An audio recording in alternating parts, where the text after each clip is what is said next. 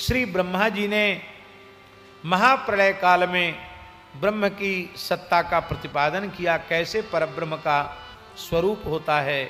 निर्गुण निराकार ब्रह्म से ईश्वर मूर्ति भगवान सदाशिव प्रकट होते हैं और भगवान सदाशिव से उनकी स्वरूप भूत शक्ति भगवती अंबिका प्रकट होती है और दोनों के द्वारा इन भगवान सदाशिव और भगवती परम आद्या शक्ति अंबिका के द्वारा काशी का प्रादुर्भाव होता है और काशी से ही और काशी में भगवान शिव अंबिका के सहित जब विराजते हैं तो भगवान शिव के वामांग से विष्णु प्रकट होते हैं और उनके दक्षिणांग से ब्रह्मा जी प्रकट होते हैं। इस प्रकार से भी पुराण में वर्णन किया गया। और महाराज जी यहाँ लिखा हुआ है कि युगपच्यतया शक्या शाकम काल स्वरूपिणा शिवलोकाविधम क्षेत्रम निर्मितम तेन ब्रह्मणा। परब्रह्म सदाशिव ने भगवती अंबिका के सहित इस धरती पर शिवलोक को काशी के रूप में प्रकट किया है। आप काशी जाएं, ध्यान से सुने, आप काशी जाएं तो आपको समझना चाहिए कि हमको जीते जी कैलाश की प्राप्ति हो गई, शिवलोक की प्राप्ति हो गई। इस धरती का शिवलोक है काशी। तदेव काशिके चेतत् प्रोच्यते क्षेत्रमुत्तमम् परम निर्वाण संख्यानम सर्वोपरि विराजितम। ये निर्वाण की भूमि है, मोक्ष का स्थान है और काशी सर्वोपरि प्रतिष्ठित है। भगवान शिव भगवती जगदम्बा अन्नपूर्णा के साथ यहाँ विहार करते हैं। उनको आनंद देने के कारण इस काशी को आनंदवन कहते हैं। और मुने प्रलय काले पी न क्षेत्रम कदाचन विमुक्तम ही शिवाभ्याम यद विमुक्तम ततो विदुः। महाप्रलय के काल में भी भगवान शिव और भगवती अन्नपूर्णा काशी का त्याग नहीं करती हैं। काशी उस समय भी रहती है अपने दिव्य रूप में।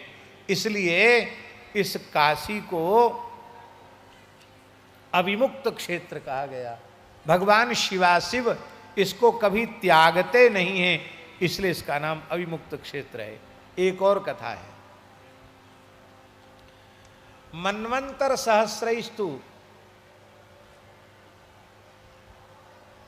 मन्वंतर सहस्रैस्तु जजाप वृषभध्वजा।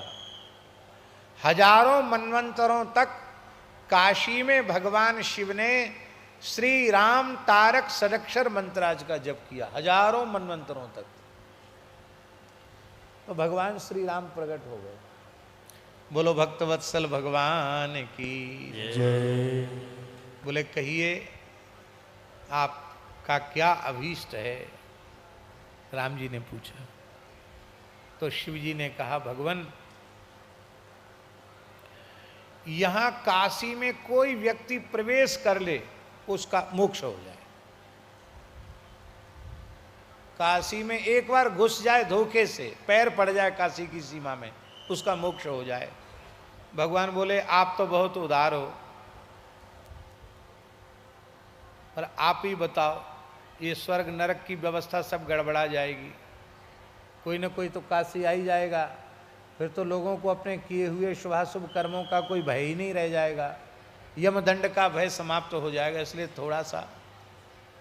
थोड़ी कंजूसी करो, उदारता ज़्यादा मत दिखाओ।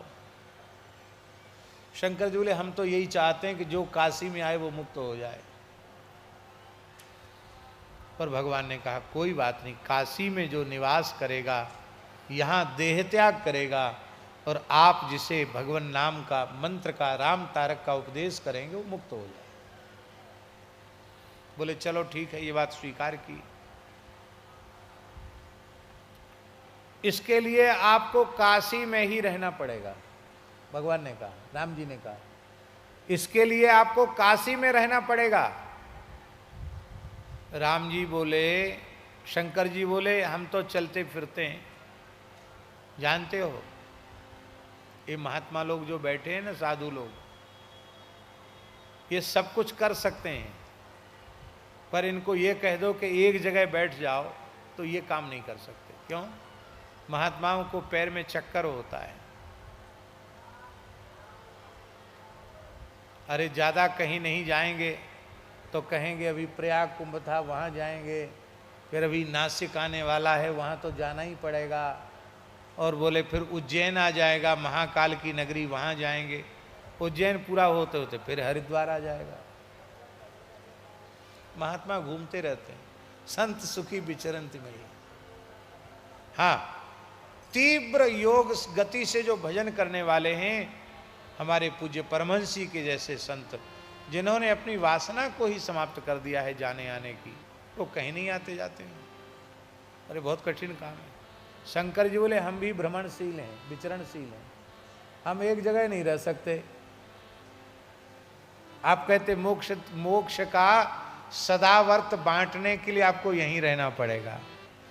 शंकर जी बोले ठीक है हम रह जाएंगे, काशी कभी छोड़ेंगे नहीं, पर आपको प्रतिज्ञा करनी पड़ेगी कि हम काशी छोड़ के हम भी कहीं नहीं जाएंगे। भगवान बोले कि मैं अविमुक्तेश्वर लिंग के रूप में विराजमान रहूंगा। तो आप काशी गए हैं, काशी में विश्वनाथ जी के निकट में, अब तो बदल गया है कॉरिडोर बनने से, पहले विश्वनाथ जी के बगल में थे, इधर इस किनारे में थे अविमुक्तेश्वर। अविमुक्तेश्वर को आज भी कहते हैं विश्वनाथ जी के गुरु। तो हमको बड़ी मन में आई, विश्वनाथ जी के गुरु कौन? तुम त्रिभुवन गुरु वेद बखाना। जब पुराणों में हमने इस प्रसंग को पढ़ा कि भगवान श्री राम ही अविमुक्तेश्वर लिंग के रूप में विराजमान है, तभी विश्वनाथ जी के इष्ट हैं, विश्वनाथ जी के गुरु हैं। और लिखा है महाराज जी काशी महात्म्य, विश्वनाथ जी का दर्शन करे और अविमुक्तेश्वर को प्रणाम न करे, उन्हें जल न चढ़ावे, तो विश्वनाथ जी का दर्शन पूर्ण नहीं होता है। तो भगवान श्री राम भी भगवान श्री हरि कण कण में काशी के विराजमान हैं। ये हरि हरात्मिका पूरी है और हरि हर में भेद नहीं है।